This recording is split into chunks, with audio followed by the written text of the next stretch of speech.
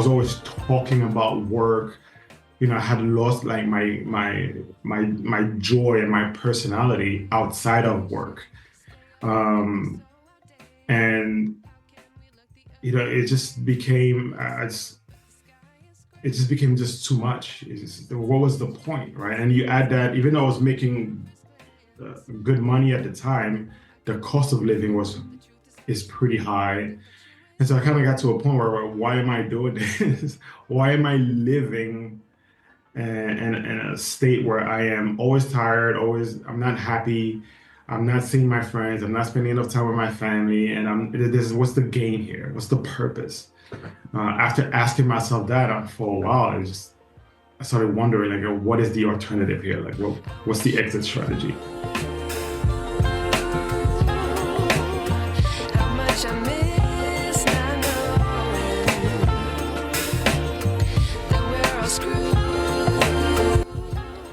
A few years ago, I started writing a fictitious story based on my time as an educator.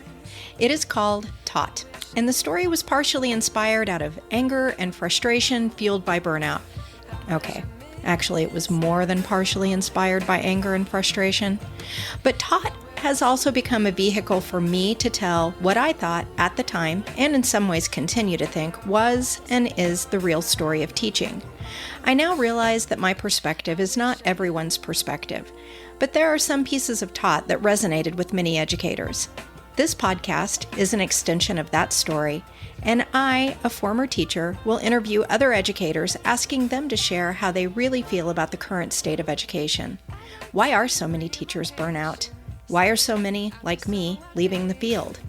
We likely won't solve any problems or come up with any solutions, but we can create a community of voices that maybe begin the conversation around how educators can take back teaching.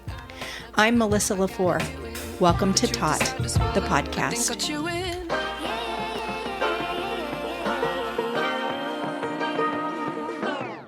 I like to be educated, but I'm so frustrated. Hey, adventurers. Today, we're going to talk about when burnout leads us to take big leaps. We all know the feeling of being overwhelmed, but what happens when stress becomes unsustainable? Our guest today, Rudy, experienced that firsthand in the tech industry. After hitting the burnout wall, he decided to rewrite his story. He packed his bags and moved his family to Portugal, not just for a change of scenery, but to build something meaningful. He's now developing a tech tool to help others inspired by his own journey to recovery. He is also hoping to be a bridge for those wanting to take this leap by making their adventure more straightforward and accessible with the guidance he wishes he had had. Rudy, thank you so much for being here today. Thank you so much, Melissa, for having me. It's an honor to be on your podcast. It's my honor. And I have to let you know, you are my first tech burnout interview. And so for every interview, I do a little bit of research. And so I started reading about burnout in tech. And actually, you're not the first person that's approached me. I met a guy in Madeira on a gondola ride who just heard me talking about the podcast. The Taught podcast is about burnout. And he said, hey, you should get some people from the tech industry to come on and talk about burnout because we're on fire, lady. Yeah. So I did some research and I was shocked. In an article, and I'm going to have to read here because I don't want to mess up Sarah's words, but in an article written by Sarah White for CIO, which is a website for business technology executives, she shares some pretty alarming statistics. She says more than half of tech workers, 58%, say they feel overwhelmed by their daily responsibilities and tasks, with the average tech worker reporting they only have the capacity to support 85% of the tickets they receive each day. And those tickets, I think, are in relation to their job tasks for what they need to do. Yeah. Tech workers also report finding themselves responsible for a range of tasks outside their job description, such as cybersecurity. 39% of their job they feel is cybersecurity issues. internal security issues, 26% of their job, and lack of budget, and them having to figure that out, 25%. This increased workload is contributing to tech worker burnout, leaving them with little time to get caught up. So, Rudy, your journey with burnout and to Portugal has had two phases. And the first started back in the tech world. Can you walk us through how your job led you to burnout and then ultimately the decision to come here? Sure thing. I think, that article resonates with me. And I think it is true that folks, there's so much demand being placed on the average team that it's just unrealistic. I think, and when I look back at my personal experience in tech, I think about just the overall flow and the infrastructure of our teams, right? What in tech, it is common to have a young person leap into a managerial role without much experience, right?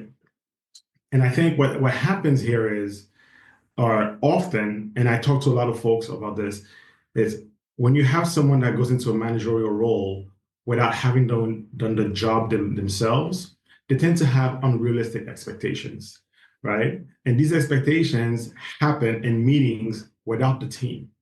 And they then set the goal, like they set unrealistic goals for their teams to their managers, and their managers report this to the CEO, and the CEO makes that promise to the board, and now the whole company is accountable for something that just doesn't make sense. That's just will not happen. And rather than the manager acknowledging this and kind of tweaking the expectations, they tend to put a lot of pressure on their teams, and that's when the burnout starts to unpack. For myself, we had these goals that just didn't make any sense at all. And it was a very similar situation where my managers didn't have hands-on experience with the project. And so they could say, well, this seems easy enough. Let's all do this. And we tend to, especially high performance workers, we tend to put the burden on ourselves, right? We want to own the task, and we want to do a great job, but not just a passing job, but we want to do a great job. And so we take all this burden on ourselves, and we just kind of burn out. For myself, it got to a point where I was working 7 days a week. I was working over 10 hours a day.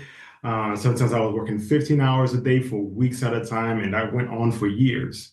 And it just became miserable. I just was unhappy with my work. I was unhappy with the place I was in. I was unhappy with my leadership.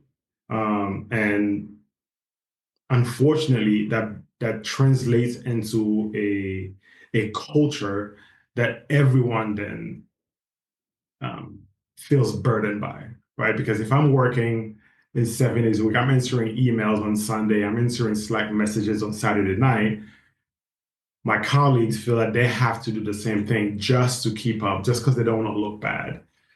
And it's just, it's toxic, really. This has come up in a couple of other podcast episodes too, which is something about just the work business culture in the United States because you were working in the United States, Mhm. but it has gone through a really big shift. And this had even started before the pandemic, I think.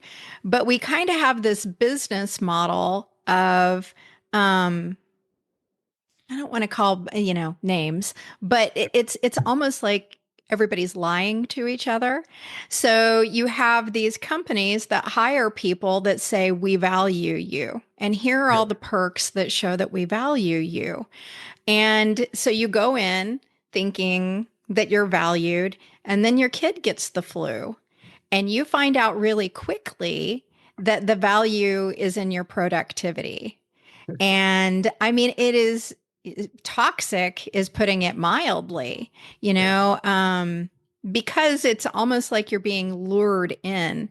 And to your point, there also are people who are considered qualified because I feel like there is especially in tech jobs, such a resume padding that happens because you can go in and get certifications and qualified, and put that on your resume and it sounds really good when really it was a 2 hour free course at the library where they shot you a little certificate, that said you could do these things.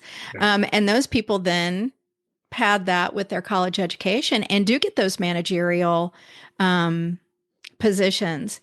And to conclude my little soapbox rant here, I also think that in general, throughout the United States, we have a lack of people learning the basic skills to do any job.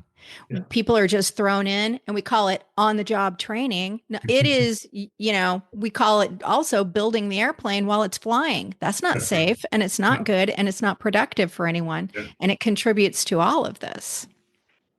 I could not agree with you more. It's an unfortunate environment that we find ourselves in, and much of it is, to your point. I remember when my son was born. Uh, Now it's like in tech, you see unlimited time off, right? It's how they get you. But when my son was born, and my supervisor was calling me, like, "Hey, how is this going? This is this, da da da." And well, I had folks covering where cover needed to be. I had things going. I had all this automation, all this stuff working, and I was still meeting my goals. But I still had someone calling me, asking me for more when I should have been at home, with my kid. This was the week my kid was born, and so it's unfortunate, but unless the C-suite executives starts to apply pressure on the managers to say, hey, this is the culture that we want, and if you do this, you will no longer be with us. It's going to continue to happen, right? Right.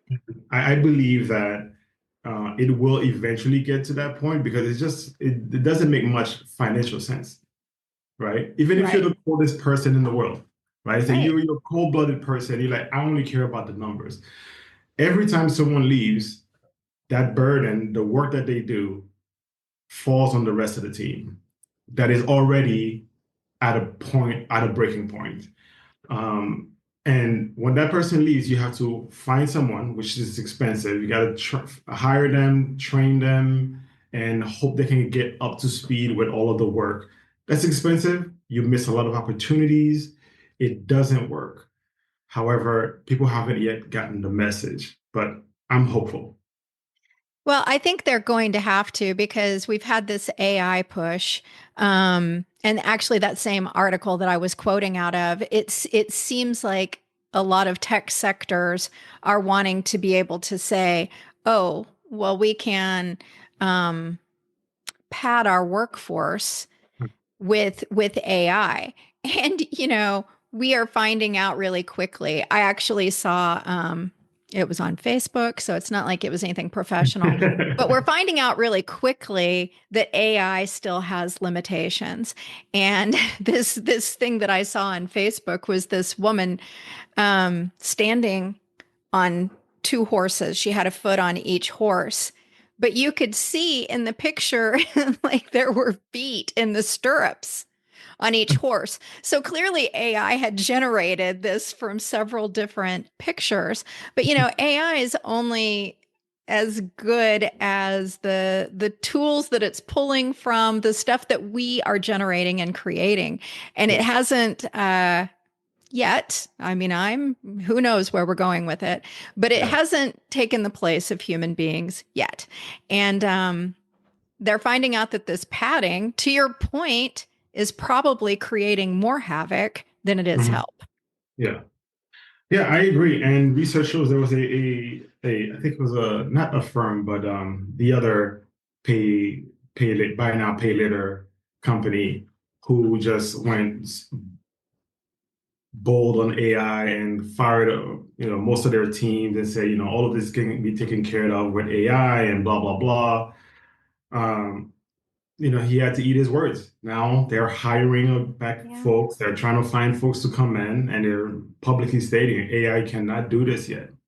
And for those folks, they are having a hard time finding qualified, rock star team members to join their company because they have that terrible reputation that once they know, right? If you're a rock star, you know that once they'll get rid of you as soon as they can. Well, and we should all be wanting to have a trust contract with our employer. Yes. I think this is another thing that is sorely lacking in the business sector. It's not just the business sector. Most companies have some sort of business model, including education, which is my field of expertise.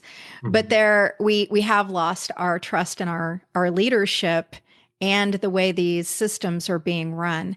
Um, at the end of the day, we need our employers, because this is a value for me, is that every human being should be valuing every other human being. And just because we work for somebody and we have that contract that says, I'm going to do this work and you're going to pay me X amount of dollars, doesn't mean that you're not a human being Yeah. unworthy of value. And that seems to be um, questionable in some companies. I agree. And we've seen this movie before, right? When all of the manufacturing jobs were shipped outside of the US and a lot of folks were left destitute. And their kids grew up remembering this and the loyalty that you have at a company. Now, folks, remember, there was a time when Yeah. you had your first job out of college, you retired there, Mhm. right? Or you spent 30, 40 years at one single company. That was not uncommon back in the days. Now it is encouraged that you leave your employer within 5 years because you got to get a better opportunity elsewhere. You got to get more pay elsewhere. So people job hop, and the culture is just no longer that trust that you had with your employer is no longer there because it's a two-way street there, right? Yeah, yeah, it is. It is. So you were in this dog eat dog world, Pac-Man, tech eat tech.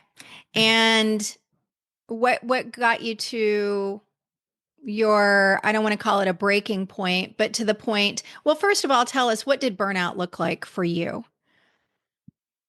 Burnout for me, as I said earlier, I like to deliver. I like to be accountable for my actions. I like to when I have a task, I want to attack it, and I want it to be great. Um, and over after a few years of just inconsistency and just unrealistic demand and what became a really toxic environment. I just kind of realized that I was not spending time with my friends. I was not spending enough time with my family. I was just not a pleasant person to be around. I was always tired. I was glued to my phone, checking emails, and like always thinking, okay, what can I do? I was always talking about work. I had lost like my joy and my personality outside of work. Um, and it just became it just became just too much. What was the point, right? And you add that, even though I was making good money at the time, the cost of living is pretty high. And so I kind of got to a point where, why am I doing this? Why am I living in a state where I am always tired, I'm not happy, I'm not seeing my friends, I'm not spending enough time with my family, and what's the gain here? What's the purpose? After asking myself that for a while, I started wondering, like, what is the alternative here? Like, what's the exit strategy? Yeah, that this resonates with me. I remember when my daughter, I think she was 6, she was describing me to someone else, and she said, "Oh, she doesn't like to have fun. She's always tired and she just wants to sit on the couch." And, I wanted to protest that. But from a 6-year-old standpoint, I also was working, 12, 13-hour days. And when I came home, I was exhausted and I just definitely was not my best self. Yeah. But that's kind of a wake up call, when you realize you have no life. And you were in California, I was in Washington State, the Seattle Mhm. area. And at some point, I realized that we wanted to buy a house and that I was going to have to work a lot of years because we would be working to make that house payment. The cost of living was just so outrageous Yeah. that it would take both of our salaries to to make our house payment. So, Yeah. so when did you decide Portugal? 2 years ago, for my birthday, my wife organized a dinner for me, and she surprised me by inviting one of my best friends and his wife to dinner with us. We got the talking. It just felt throughout. We were there for hours, and it just felt good just to be talking to friends, right? Yeah. It's an odd thing to say, but it just felt good just to be talking to friends and sharing stories, sharing laughs, sharing some wine. Uh, and we started reminiscing about our previous trip to Portugal that my buddy and I had a few years back when we did our thesis abroad. After we did our thesis in Czech Republic, and we just traveled around Europe, and we landed in Portugal because he's from Portugal. Well, he's from Angola, but he lives in Portugal, and we just talked about it, and we just kind of reminisce about the culture, the food, the people, and the weather, and all of this. And he just asked me, like, why don't you move to Portugal? And it dawned on me that why not? Yeah. And so after that, my wife and I talked about it, and we just kind of got obsessed. And we started researching and watching a bunch of YouTube videos, and we watched our Rich Journey guys, and just kind of research. And we did that while working. Work was still unbearable. And now that there was a light, like a flicker at the end of the tunnel, I started asking myself, like, why am I putting up with this? Why? What's the point? What's the goal here? Why? What's the end game? Why? And that light at the end of the tunnel started getting brighter and brighter and brighter until one day we just decided this is enough. We should go. So you got started with your paperwork 2 years ago, Yeah. or how long did it take you to get the paperwork portion The done? paperwork portion, it took us about 3 months to get all of the paperwork and all of the research together and all of that, um, getting all of that aligned. Fortunately for me, my wife is meaningfully smarter than I am. I don't know And if she's smarter, but she's definitely very organized and she's your go-to person if you need to get oh yeah, something done. absolutely. She's a rock star. She's so organized. She got herself a folder and everything was just kind of, she told me, go do this. And I would just go ahead and take care of it and bring it back to her. And then she was organized and figured it out. We worked together on getting things done. Um, and 3 months later, we had all of the paperwork. We knew what visa we would apply for. We had a path forward.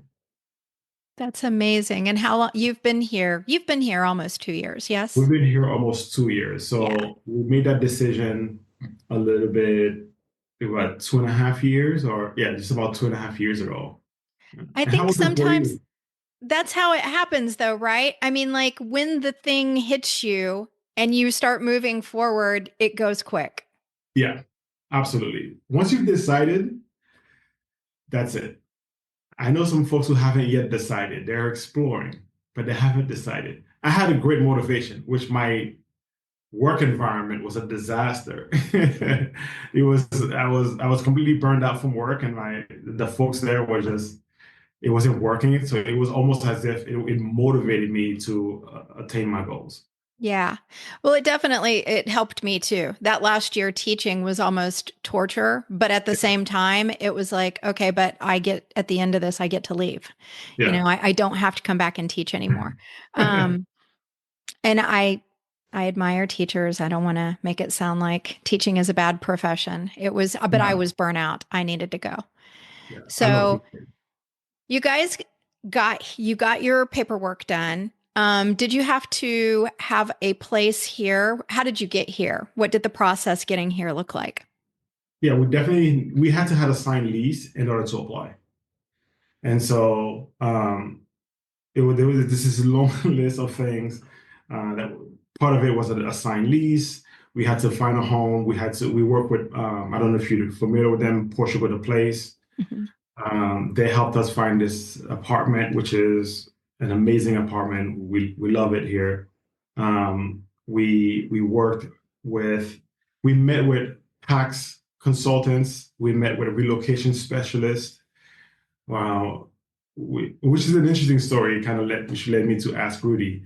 Um, I don't know if you did the same way, but we essentially wrote a letter of our situation and we sent it to different relocation specialists with the intention to kind of get some feedback and then schedule a meeting and have the conversation and so forth. And every single person that we spoke with, they had the exact same profile of our family. They all gave us a different recommendation. Like literally every single one gave us a different recommendation for a visa, where we should move to. Everything was different. Um, yeah, and so after getting all of our paperwork together, and we decided, you know what, we need to do this ourselves because the feedback we were getting just was not aligned with our goals. And it certainly was not aligned with what we have learned just by doing our own personal research, right? And making a mistake can derail our objective of moving as soon as possible, or it could end up being very expensive if we don't apply for the right tax applications and we don't follow the correct rules, right? Making a mistake on your taxes can be extremely expensive. And so we decided to go and do it ourselves. We got the paperwork together and we moved. We moved out, spent a few months here, and went back to the US to do the final application because we had to be in the US to get our visa, to ship our visa, our passport. And once we got it, that was it. We never looked back. Yeah, I think that your path is very similar to what I hear from a lot of people. One of the reasons that I started this podcast is because my path was different. Mhm. I'm married to a Portuguese citizen who got his citizenship through lineage, and that's a path that's not available to Yeah, everyone. yeah. Um, but it's funny that led me to do the podcast. And your journey led you to do Ask Rudy, which we haven't talked about yet, but you have not completely left the tech sector behind. Now that you're here, tell us a little bit about Ask Rudy and how that came to be. Absolutely. Yeah. So, like as I mentioned earlier, we've gone through, we ultimately decided to go through the process ourselves after meeting with so many folks and getting different conflicting advice or recommendations. And really that leaves you feeling insecure. Like it's nerve-wracking to that the experts seems to not be aligned, even though it's the same user profile, the same person. It's just us. They have the exact same information. We joined all these Facebook groups and all of the recommendations that we got from folks in the groups, they're really based on their personal experience. Like you said, your journey is different than mine, even though the destination is the same. And so your expertise relies within your journey. We also noticed, just speaking with friends and folks, that the biggest um, deteriorate what keeps people from moving is just the amount of work and cost involved and moving abroad and the fear that is attached with not knowing if you're making the right decision, just the feel of not having the enough knowledge. And so for those reasons, I just felt like there had to be a better place, a better way to do this. And so I created this application called AskRudy.ai, where no matter what your profile is, or where you want to move to, you can have a conversation just as if you're having a conversation with a friend, and it will give you the correct information based on the latest government rules and data, right? And so you're not just kind of flaring about. You feel confident knowing that you have the right information. You can make your move as soon as possible. You're essentially giving people that friend that can advise them that already lives here because that's what we did. Once Yeah, we got here, Lucas had a cousin that lived here and we relied heavily on them yeah, because speaking to your point, you went to all these different people and got all of these different answers and this is not an uncommon thing to happen in Portugal where you think you're going into, I'm not going to name any names, but let's just uh, say an institution, and yes, you think things are going to go a certain way, and they don't.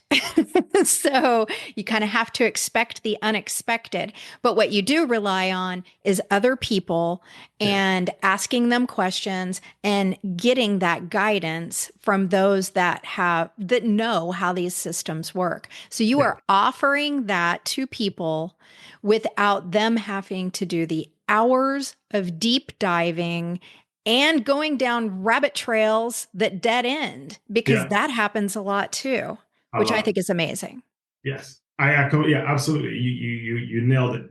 It's so difficult to get the right information, and sometimes you don't have that resource, right? Um, Sometimes you don't have the resource or the advantage of having someone that is local to the country that you want to move to, Yes. right? And so having someone who knows the rules and can answer all of your questions, no matter how good or bad you think that question is really helpful. And is Ask Rudy just for people moving from the US to Portugal? No, it is wherever if you want to move, it's for anyone who wants to move relocate to a new country. Okay. Period. Okay. Right. So if you want to move from the US to Japan or from the UK to Mexico, go to Ask Rudy and it's got you. That's amazing. So Ask Rudy provides the app. Is it an app? Yeah. Yes. It's a web And application. yeah. Yeah. So is there a component where people can ask you questions if they want to actually talk to a person? Absolutely. My phone number is listed on the website.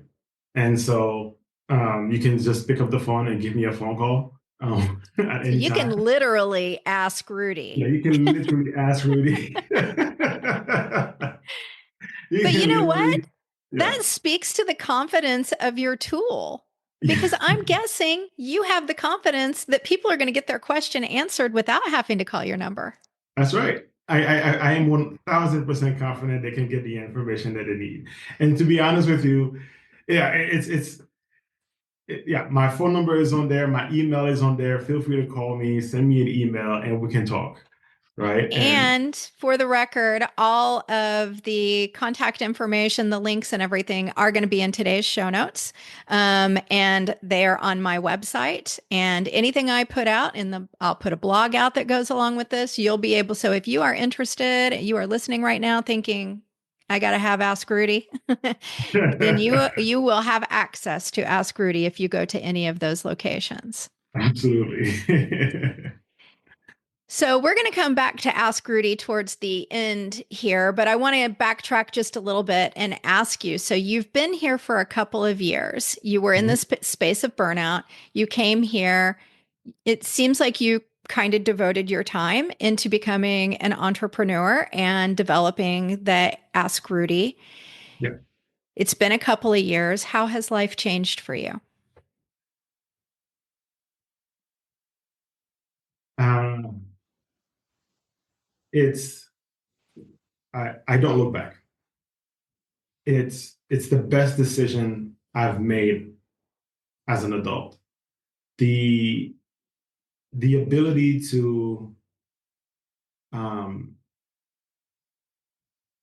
the ability to live in an environment where people matter, um, where I can be productive in life while being a great parent, a great husband, um, being a valuable member of society without detriment to myself, right? Is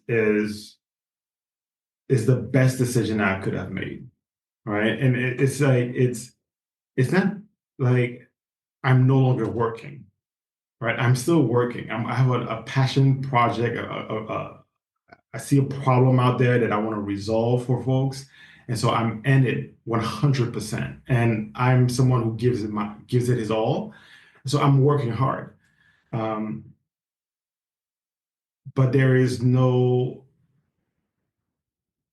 of that toxicity around anymore, right? My kids are see. I take my kids to school. I pick them up from school. I take them out to different events. We go and play. I teach them things, and the same thing with my wife. We spend time together. We go out together. It is my life has improved because, um, in Portugal, as it is in many countries out there, there's this focus on human beings, right?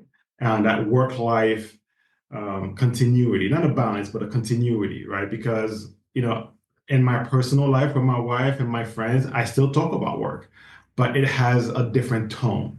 I'm Yeah. happy and we are excited. Um, it certainly is the best decision of my adulthood. I felt it took a while for me to well, I had a really hard time adjusting to this lifestyle because it was slower paced. But I mean, I'm an American, and I have grown up with the pressure to perform Yeah, and the pressure to produce. yeah, And it was really challenging for me to transition to a space where I felt comfortable not having that pressure. I yeah, mean, I didn't want that pressure, but yeah. honestly, I didn't know kind of who I was if I wasn't pushing, pushing, pushing, um, which is something that doesn't really happen here. You know, it's interesting that you say that because one of the first thing I did when I when we moved is I purposefully did not I purposely did not keep myself busy, right? I said, like, you know what? I intentionally said, you know what? I'm going to take a month or 2 months to really allocate and really focus on what the next chapter of my life is going to be. So I didn't want to be constantly busy and running around and just packing my calendar, right? Yeah.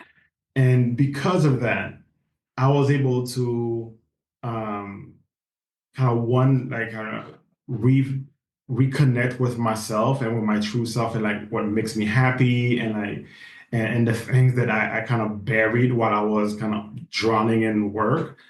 And it also allowed me to see that it allowed me to talk to a lot of my friends and like go online and go to the websites that I found interesting, right? And Yeah. read the things that I thought was kind of cool, right? And I uncovered this particular need that folks have. Um, and it allowed me to create this web app, this website that helps people. And that need that you're talking about, right? That to busy, to achieve, and to kind of hustle. I still have it, and now I'm doing it. But now I'm much more happy doing this.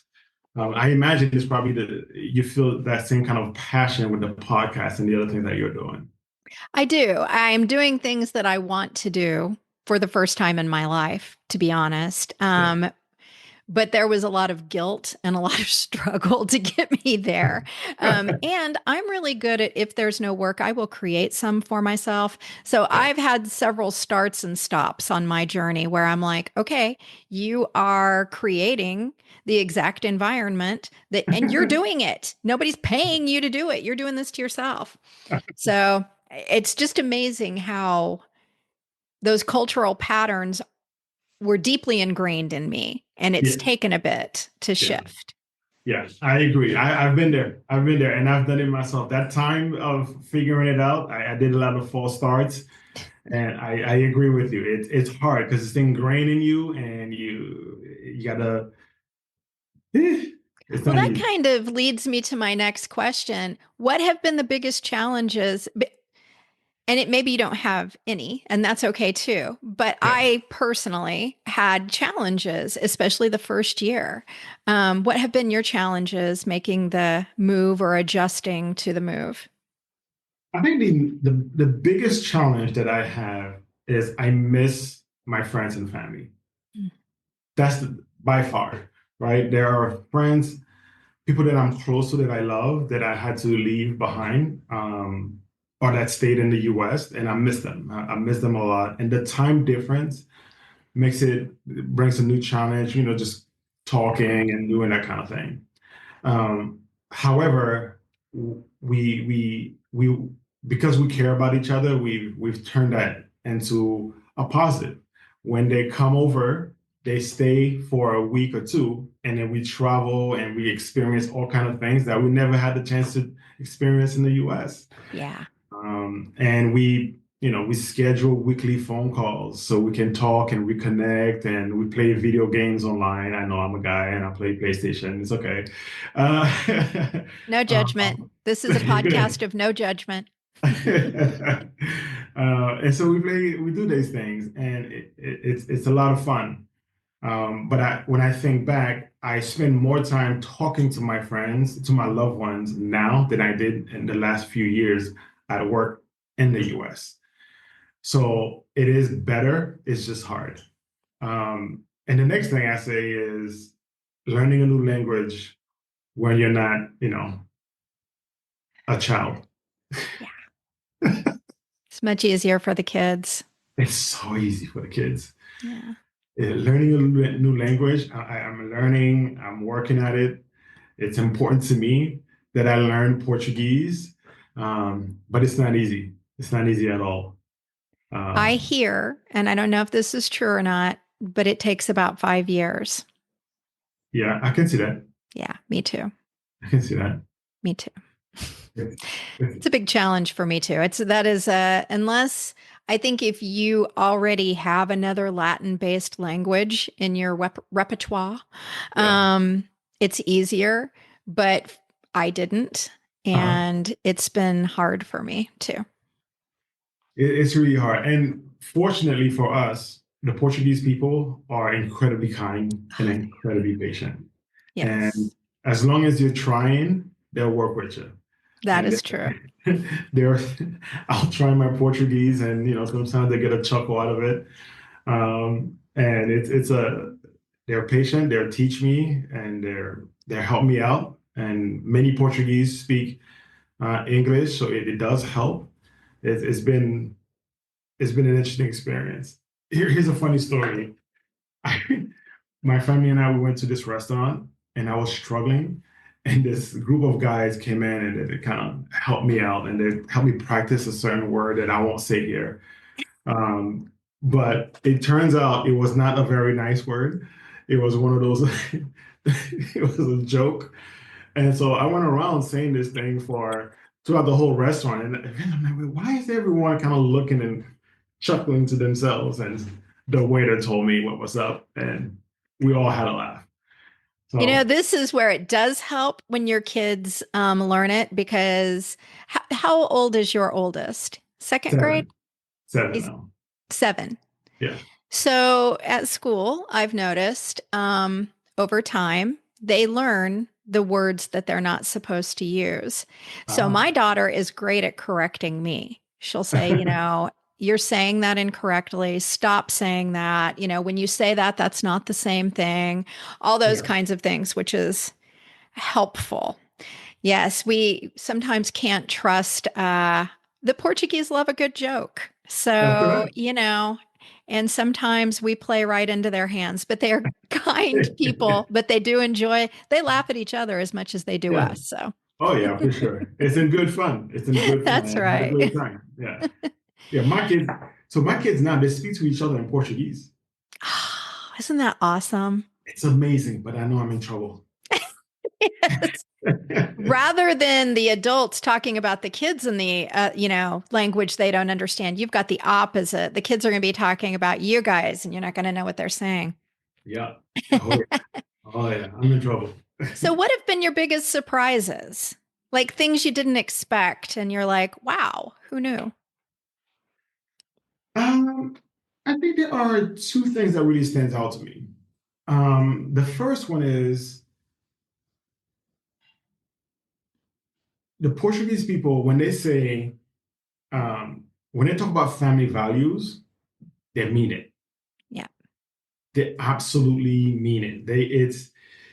And I'm an American. I love the US, all of that, right?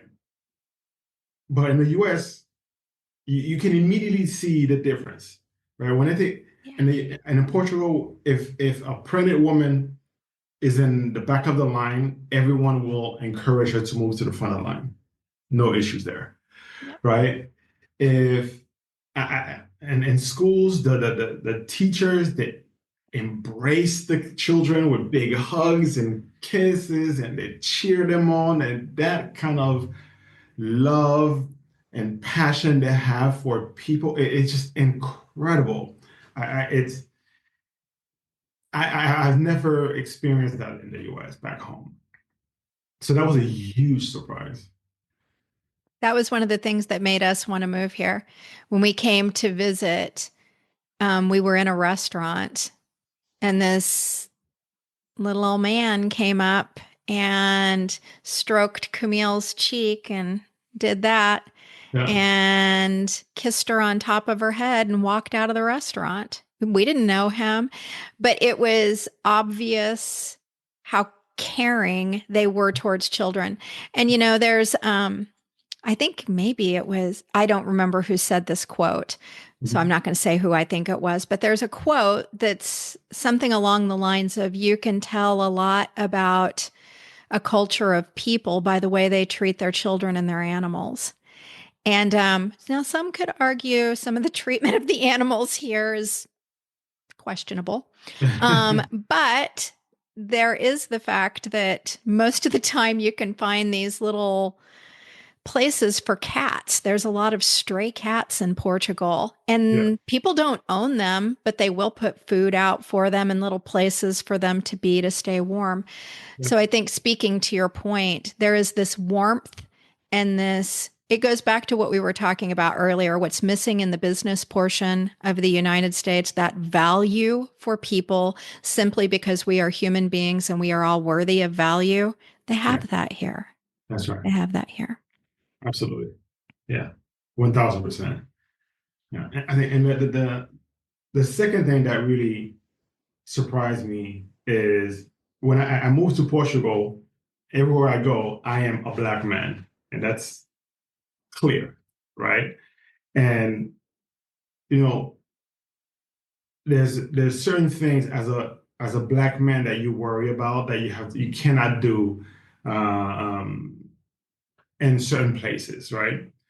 And I will never forget this. The second day, the morning after we moved into our home, my wife, she wanted some coffee and that kind of thing. And there's a local cafe to us. And I went to the local cafe, ordered two coffees and some pastries and so on.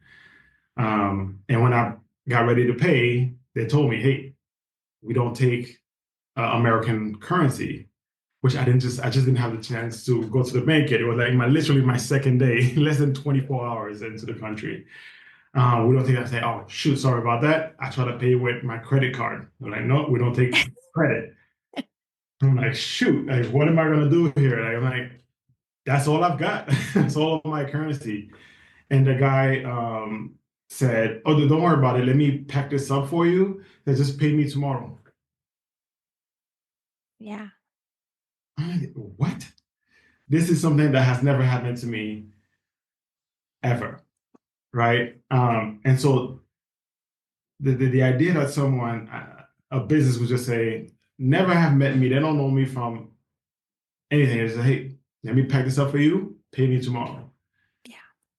And so, I took everything and I was like, "Are you sure?" Yes. Okay. I took everything and came back later that day and paid for my food and paid for a few other customers that were there, just as a big thank you.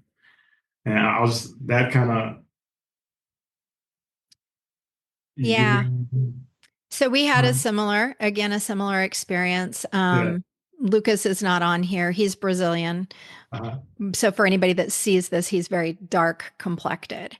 yeah, And so he gets mistaken for a lot of nationalities that he's not. But the first time we came to Portugal, so two things happened. Lucas got searched at the airport going through back through US, which I never get searched, but he always does. They yeah. actually used a razor. They had a razor thing and actually cut the strap on his backpack, and it was just Oh no, ridiculous. Yeah, but I mean, like I said, many border crossings in our lives, and many times because he's, in my opinion, and it's my yeah, podcast, I can say whatever the hell I want to. It's because his skin is darker than mine and he gets pulled. yeah. So, and he's very gracious about it. So we kind of expected certain things when we got here also. And Brazilians they're a little lower on the pecking order amongst the Portuguese. So sometimes there's a little bit of racism there. So we expected some things. So we were in Evora. I don't know if you've been to Evora. It's a Not yet. beautiful walled little city. It's in the Alentejo. Okay. And we were visiting, and I wanted to get my hair done because it was much cheaper to get it done in Portugal than it was to get the same services in the United States. And so we were in a shoe shop. I was also trying to find a pair of Portuguese shoes, and the lady's talking to us. And Lucas asks her if there's a place I can get my hair done. So she tells us like three places, but she really wants me to go to her friend. And she leaves Lucas in charge of her shoe shop while she walks me maybe 4 or 5 blocks away to introduce me to her friend. Wow. And I think that was the first time we were like, I want to live in a country where it not just because he is a brown guy who Mhm. had somebody trust him, but because people are willing to trust anyone to that level. Yeah. Um, and we have problems here, right? It's no utopia. There are issues here Yeah. as well. But some of those things that, at least for our family, and I'm going to guess perhaps for yours as well, cause us a lot of fear, we Mhm. don't have here. Yeah. And I love that too. Yeah. Just being treated like a person, Yeah. right? Not assuming the worst of you is, you know, that as we talked about earlier, right? Culture and environment is important. If the culture is toxic, it has an impact on you. It weighs on you. It And if the does. culture is positive and uplifting, guess what? You will be positive and you will be uplifting. You don't have that burden on your shoulders anymore. And it makes for a happier person and a happier culture and a happier country. And Right? studies show it improves your health. That's right. I mean, significantly. So, Yeah, I dude, we agree. could do an entire, at least hour-long podcast on this because I've got lots of thoughts on all of this. But I'm going to move us to the next question, which is, I think for myself, I wish that we had had something like Ask Rudy whenever we were in transition. So tell us a little bit about how Ask Rudy can help people out there that are listening to you and I today, and they're thinking, maybe I do want to investigate this. Absolutely. I think if you are thinking about moving abroad, if you're just considering it, you should look into Ask Rudy, right? Even if you're not, I think Ask Rudy is created to make the transition abroad, even if you're a retiree, if you're a family, if you're a study abroad student, it's created to make that transition seamless, Yeah. right? And I think a lot of us fall into the fear of not knowing, not having the right answer, or being judged. I see sometimes when someone asks a question on a Facebook group, they get Yeah. pounced on, right? It's like, why? Like all of that, right? Like you don't have to go through all of that to get to the answer, to get to your next destination, right? Ask Rudy is literally designed to help you go to help you move abroad in a matter of weeks, not months or years, as I'm seeing some folks go through. Um, yeah, man, and making a mistake is more costly than you think, right? Because when you make an appointment um, with some with the ambassador or the not the ambassador, what I'm looking for here, Embassy. the embassy, yeah. When you make an appointment with the embassy and you don't have the right paperwork with you, it's gonna take you the next available appointment could be months away, Yeah. completely derailing your plans, right? It's so and we created this to be absolutely affordable. It's only 14 bucks, right? Yeah. The a consultant will charge you $100 just to meet with you, Yeah. right? So invest in yourself, take the leap. Worst case scenario, if you don't like the new country that you're in, you can travel to another country. And if you want to go back to the US or go back to your home country, you can always do that. But I think regret is the biggest burden anyone can have, right? The regret of like, oh man, I could have done this, or I could have lived in Japan, I could have lived in France, I could have lived in the UK, I could have moved to Thailand and live on the beach and all of this stuff. I could have had that dream life, but I never did it because I was too afraid, or I just didn't have enough time to do the research. Don't wait. Even if you don't have to use Ask Rudy, don't. But I implore you to take that leap of faith and live a better life. I agree with that 100%. And there's a couple of things I know I would have used Ask Rudy for had it been there for me. The first one is when you're back in the US and you are coming up, it's a big, big move, a little bit of stress there.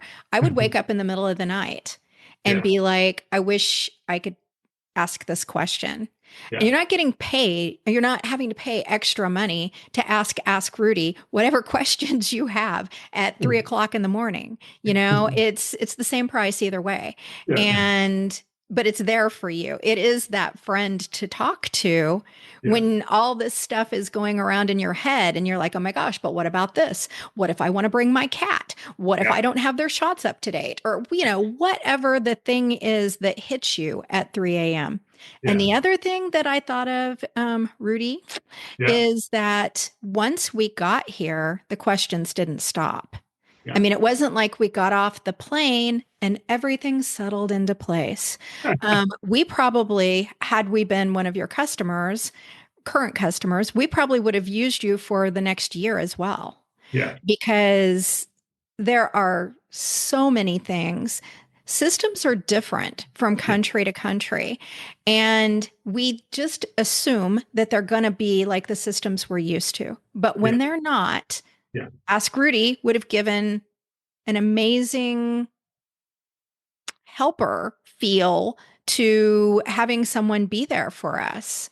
So I 100% agree with you that if you're listening to this and you're on the verge, go down the rabbit hole, man. See what's there for you, because I think that the regret that I hear the most yeah. is I wish I had done this sooner.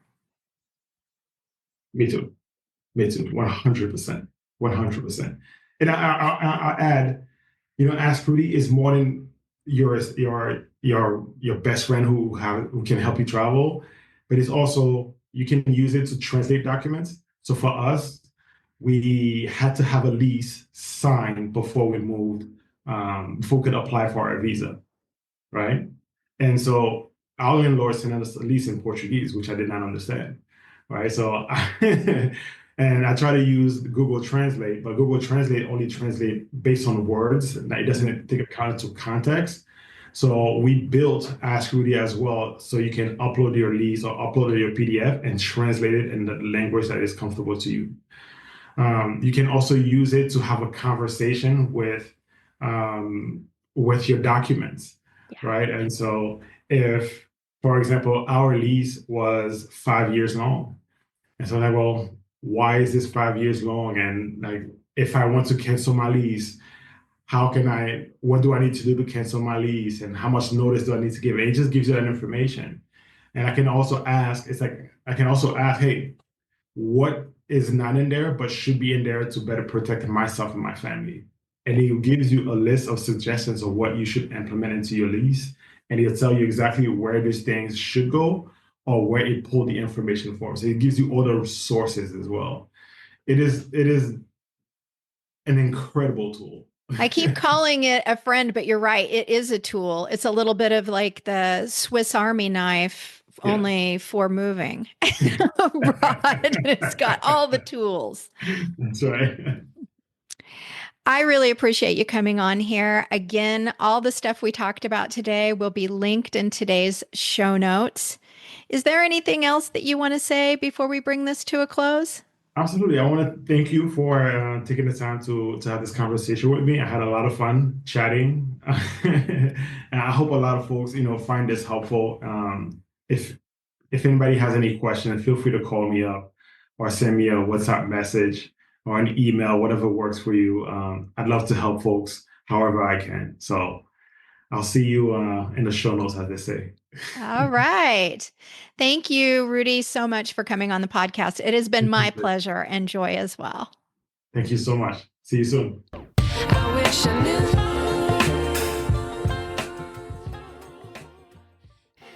Today's episode was produced and edited by me.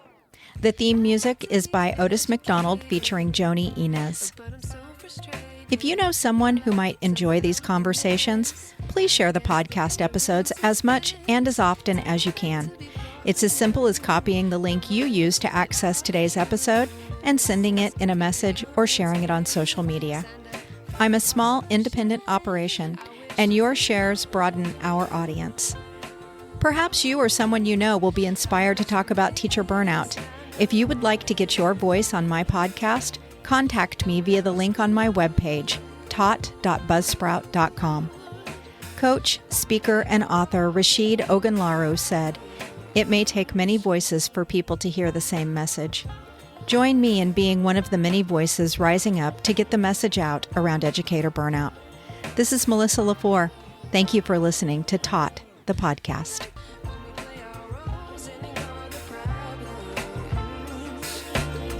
I wish I knew. I have an important reminder/disclaimer to share. The views, thoughts, and opinions expressed by the hosts and guests on this podcast are their own and do not necessarily reflect the official policy or position of any other agency, organization, employer, or company. Content provided on this podcast is for informational and entertainment purposes only and should not be taken as professional advice. We encourage you to do your own research and consult with qualified professionals before making any decisions based on the information discussed in this or any other episode.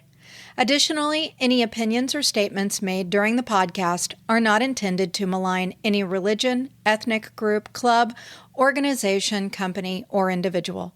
Listener discretion is advised. Thank you for tuning in.